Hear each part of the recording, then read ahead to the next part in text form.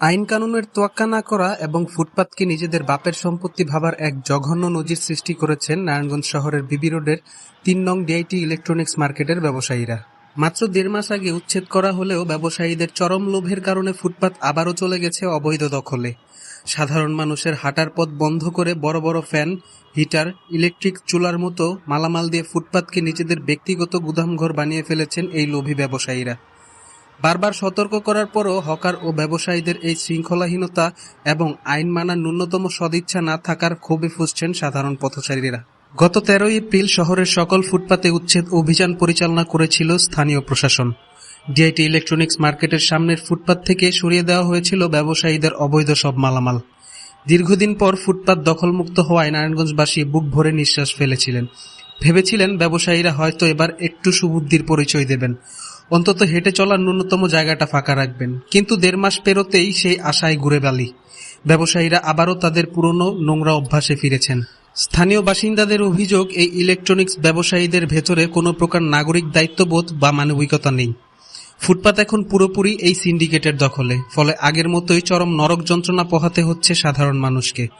পথচারীদের বাধ্য হয়ে হাঁটতে হচ্ছে মূল সড়ক দিয়ে, বিশেষ করে নারী, শিশু ও বৃদ্ধদের জীবনের ঝুঁকি নিয়ে মূল সড়ক দিয়ে যাতায়াত করতে হচ্ছে, যা যে কোনো সময় বড় ধরনের রক্তাক্ত দুর্ঘটনা ডেকে আনতে পারে। জনগণের হাঁটার জন্য নির্মিত ফুটপাত দখল করে মালামাল সাজিয়ে রাখার এই মানসিকতা ব্যবসায়ীদের চরম অসভ্যতা ছাড়া আর কিছুই নয়।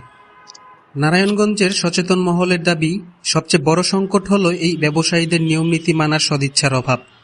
প্রশাসন যখন আসে তখন তারা সাময়িক মালামাল সরিয়ে সাধু সাজার ভান করে, কিন্তু প্রশাসন চলে যাওয়ার পরপরই আবার আগের চেহারায় ফিরে যায় ফুটপাত। জরিমানার টাকা তারা অনায়াসেই উসুল করে নেয় জনগণের পকেট কেটে।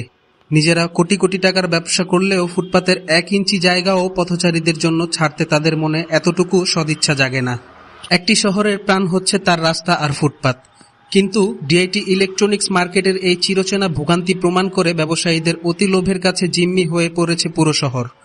ফুটপাত কি চিরকাল এই ব্যবসায়ীদের মালামাল রাখার ফ্রি গোডাউন হয়ে থাকবে, নাকি সাধারণ মানুষের নিরাপদ হাঁটার পথ হবে? সেই হুঁশ এই অতি লোভী ব্যবসায়ীদের কবে ফিরবে, তা নিয়েই এখন বড় প্রশ্ন।